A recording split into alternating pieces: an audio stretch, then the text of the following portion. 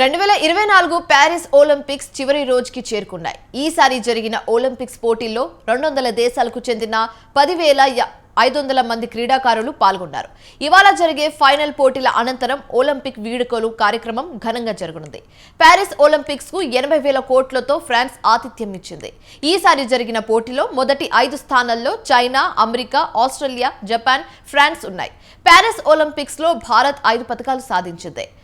డాకారులు ఇవ్వాల్సిన ప్రాధాన్యత, ప్రోత్సాహం, ప్రతిభ గుర్తింపు అనే అంశాలపై Telangana Olympic Association secretary Jagadish Yadav తన అభిప్రాయాలను పంచుకున్నారు. జాతీయ, అంతర్జాతీయ స్థాయిలో భారత్ రాణించాలంటే నిర్దిష్టమైన స్పోర్ట్స్ పాలసీ ఉండాలంటున్న జగదీష్ యాదవ్ తో మా ప్రతినిధి విశాల్ ఫేస్ టు ఫేస్. ప్రతిష్టాత్మక ప్యారిస్ ఒలింపిక్స్ చివరి దశకు చేరుకున్నాయి. ఈసారి కూడా ప్యారిస్ ఒలింపిక్స్లో భారతదేశం సింగిల్ డిజిట్ మెడల్స్కి మాత్రమే పరిమితం అయ్యింది. ప్రస్తుతం మనతో పాటు Telangana Olympic Association secretary Jagadish Yadav గారు ఉన్నారు. వారి అడుగు తెలుసుకుందాం. ప్యారిస్ ఒలింపిక్స్ అంటేనే ప్రపంచవ్యాప్తంగా ఒక క్రేజ్ ఉంటుంది. మనకి గత 2000 మనకి టోక్యో ఒలింపిక్స్ జరిగాయి, తర్వాత ఇప్పుడు ప్యారిస్ ఒలింపిక్స్ జరుగుతున్నాయి. అందరికీ ఒకటే ప్రశ్న సార్, అంటే ఎందుకు భారతదేశం ఎక్కువ మెడల్ సాధించలేకపోతుంది? ఏంటి కారణాలు? కారణాలు ఏముంటాయండి? అసలు యాక్చువల్లీ అంటే భారతదేశ ప్రభుత్వం మాత్రం బాగానే ఎంకరేజ్ చేస్తూ ఉంది. కానీ ఒకటి ఏంటంటే, మన భారతదేశంలో కానీ లేకపోతే మన తెలంగాణ రాష్ట్రంలో కానీ ఒక నిర్దిష్టమైనటువంటి స్పోర్ట్స్ పాలసీ లేకపోవడం వల్ల క్రీడాకారులు ఏంటంటే, మేము ఇందులో పాల్గొంటే మాకేం వస్తుంది, మేము ఇది ఆడితే మాకేం వస్తుంది అనే దానికోసం కొంచెం వెనక ముందు అవుతూ ఉంటారు. ప్లస్ ఇంకోటి ట్రైనింగ్ పర్పస్లో తీసుకుంటే మాత్రం ఏంటంటే, మన వాళ్ళు చివరి నిమిషంలో మన వాళ్ళు అందరికీ ట్రైనింగ్ ఇస్తూ ఉన్నారు. ప్లస్ వాళ్ళకి కావాల్సిన ప్రాబ్లం ఏంటంటే, స్పోర్ట్స్ అథారిటీ ఆఫ్ ఇండియా వారి తరఫునటువంటి కోచింగ్ క్యాంప్స్ అయితే మనం ఏర్పాటు చేసాము. ఆ కోచెస్ వెంబడి వెళ్లకుండా వాళ్ళు ప్లేయర్స్ ఏం చేస్తున్నారంటే, వాళ్ళకి కావాల్సినటువంటి పర్సనల్ కోచ్ను, పర్సనల్ మేనేజరు, పర్సనల్ డాక్టర్ని వెంబడి తీసుకెళ్ళడం జరుగుతూ ఉంది. సో దానివల్ల ఏంటంటే కొంచెం పర్ఫార్మెన్స్ డౌన్ అవ్వడం కూడా జరుగుతుందని మేము అనుకుంటా ఉన్నాం. ఎంత దుస్థితి అంటే, మన తెలంగాణ రాష్ట్రం తీసుకుంటే పే అండ్ ప్లే స్కీమ్ అని పెట్టారు. ప్రభుత్వం ఏంటంటే, రాష్ట్ర ప్రభుత్వం క్రీడాకారులకు పైసలు తీసుకొని కోచింగ్ క్యాంప్ ఇవ్వడం ఏంటండి, కోచింగ్ ఇవ్వడం ఏంటండి? అసలు కోచ్కు డబ్బులు ఇస్తే కానీ, అంటే క్రీడాకారుడు స్పోర్ట్స్ అథారిటీ ఆఫ్ తెలంగాణ రాష్ట్రంలో డబ్బులు కడితే కానీ వాడికి కోచింగ్ ఇవ్వట్లేదు, వాడిని ఎంటర్ కానీ ఇవ్వట్లేదు కోర్టులోకి. అంటే రాష్ట్ర ప్రభుత్వం ఏంటంటే క్రీడల పట్ల కూడా ఒక బిజినెస్ లాగా వివరిస్తూ ఉంది. ఇంకా ప్యారిస్ ఒలింపిక్స్లో అమెరికా ప్రస్తుతం 108 మెడల్స్ సాధించింది. అదేవిధంగా చైనా 89 మెడల్స్ సాధించింది. భారత్ మొత్తం ఇప్పటివరకు 6 మెడల్స్ మొత్తం సాధించింది. ఇంకా గోల్డ్ మెడల్ కూడా ఇప్పటివరకు భారత్కి రాలేదు. అంటే కేంద్ర ప్రభుత్వం ఖేలో ఇండియా స్కీమ్ని కూడా తీసుకొచ్చింది. అంటే నిధులు ఇవ్వడంలో కానీ ఇంకా ఏదైనా మెరుగుపరచాల్సిన అవసరం ఉంటుందా? సార్, యాక్చువల్గా నిధులు మాత్రం ప్రభుత్వం ఇస్తూ ఉంది. కానీ నేను అనేది ఏంటంటే, ఇండియన్ ఒలింపిక్ అసోసియేషన్ కానీ లేకపోతే ఏ ఫెడరేషన్స్ అయితే ఉన్నాయో, ప్రతి క్రీడాంశానికి ఒక ఫెడరేషన్ ఉంది, ప్రతి క్రీడాకాంశానికి ఒక స్టేట్ అసోసియేషన్ కూడా ఉంది, ప్రతి రాష్ట్రంలో కూడా ఒక క్రీడా ప్రాతిపాదిక సంస్థలు కూడా ఉన్నాయి. వీళ్ళందరూ కూడా ఏంటంటే తూతూ మంత్రంగా ఏదో ఒక గేమ్స్ వచ్చినప్పుడే అందరూ హడావుడిగా పనిచేస్తూ ఉన్నారు, ఏదో యాక్టివిటీ చేస్తూ ఉన్నారు, మేము పంపించామంటే పంపించామని వెళ్తూ ఉన్నారు. కానీ అసలు యాక్చువల్ అయినటువంటి నిర్దిష్టమైన పాలసీ లేదని నేను చెప్పేది అది. ఇప్పుడు మన రాష్ట్రం నుంచి జాతీయ పోటీలో పాల్గొనడానికి తెలంగాణ రాష్ట్రం నుంచి టీమ్స్ వెళ్తున్నాయి.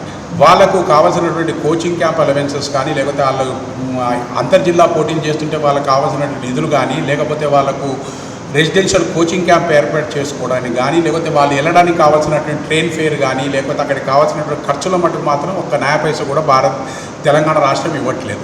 కామన్వెల్త్ గేమ్, ఏషియన్ గేమ్స్ వీటిలో అద్భుతంగా రాణించిన క్రీడాకారులు సైతం ఒలింపిక్స్లో కొంత వెనుకబడుతున్నారు. అంటే ఇతర దేశాలకి మనకు ఇంకా తేడా ఏంటి సార్? సార్, ఒకటే చెప్పడం ఏంటంటే, సపోజ్ ఇప్పుడు చూడండి, ఇప్పుడు నెక్స్ట్ లాస్ ఏంజల్స్లో ఒలింపిక్స్ ఉన్నాయి. వేరే దేశాలలో ఏంటంటే లాస్ ఏంజల్స్ ఒలింపిక్స్కు ఇప్పటి నుంచే వాళ్ళు వారి యొక్క కార్యక్రమాన్ని నిర్దిష్టమైన కార్యక్రమం వేసుకుంటారు. అంటే ప్రాక్టీస్ షెడ్యూల్ ఏంది, ఎక్కడెక్కడ ఎలాంటి కోచ్లు నియమించాలి, వాళ్ళకి ఎలాంటి ట్రైనింగ్ ఇప్పించాలి, వాళ్ళకి కావాల్సిన నిధులు ఏంది, వాళ్ళకి ఎలాంటి మనం ఫెసిలిటీస్ ఏర్పాటు చేయాలనేది ఆ ప్రభుత్వాలు డిసైడ్ చేసేస్తాయి.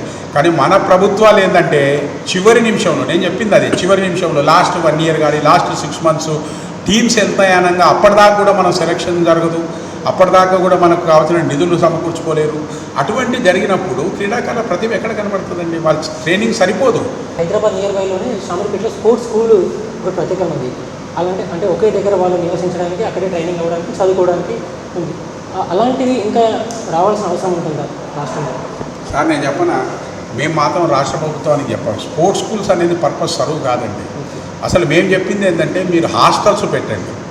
ఏంటంటే ఇప్పుడు మనం సార్ ఒక 50 గేములు తీసుకొని ఒక దగ్గర పెట్టి ఏ గేమ్లో కూడా ఎవడు పర్ఫెక్ట్ కావట్లే, అట్లా కాదు. మేము దగ్గర స్పెషలైజ్డ్ కోచింగ్ పెట్టండి.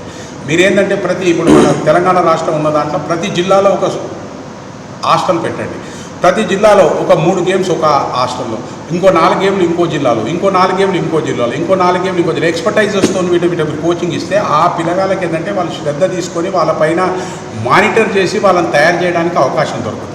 ప్రస్తుతం మన భారతదేశ వ్యాప్తంగా క్రికెట్కి ఎక్కువగా క్రేజ్ ఉంటుంది, ఎక్కువ మంది ఫ్యాన్స్ క్రికెట్ ఉంటారు. అదేవిధంగా ఒక బీసీసీఐ లాంటి వారికి కూడా వేల కోట్లతోటి దాన్ని ప్రతి సంవత్సరం బిజినెస్ ఐపీఎల్ లాంటివి జరుగుతుంటాయి.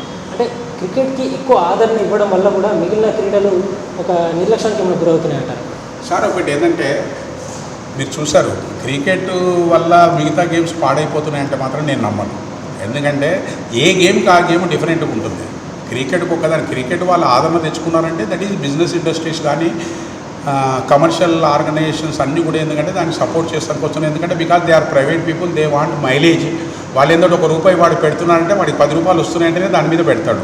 వాడికి ఏంటంటే స్పెక్టేటర్స్ ఎక్కువ చూస్తూ ఉన్నారు క్రికెట్ కాబట్టి ఎవడైనా అడ్వర్టైజింగ్ చేసే వాళ్ళు కానీ కంపెనీస్ కానీ ఇండస్ట్రీస్ కానీ వాటి మీద ఇన్వెస్ట్ చేస్తాయి. కానీ మిగతా గేమ్స్ కూడా వాళ్ళలాగా మీరు చేయండి, ఎందుకు చేయట్లేదు మీరు?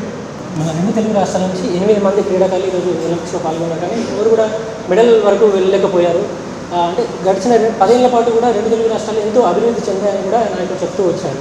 కానీ ప్రస్తుత ఫలితాలు దేనికి నిదర్శనం ఉంటారు సార్? యాక్చువల్గా మన రాష్ట్రంలో ఉన్న క్రీడాకారులు మన ఇప్పుడు ఒలింపిక్స్లోనే కూడా చాలా బాగా పర్ఫామ్ చేశారు. నిజంగా వాళ్ళకు ఉన్న దానికన్నా కూడా ఎక్కువ శక్తి, ఎందుకంటే ఎవరైతే వాళ్ళ ఏవైతే లిమిట్స్ టార్గెట్స్ ఉన్నాయో వాటికంటే ఎక్కువనే వెళ్ళారు.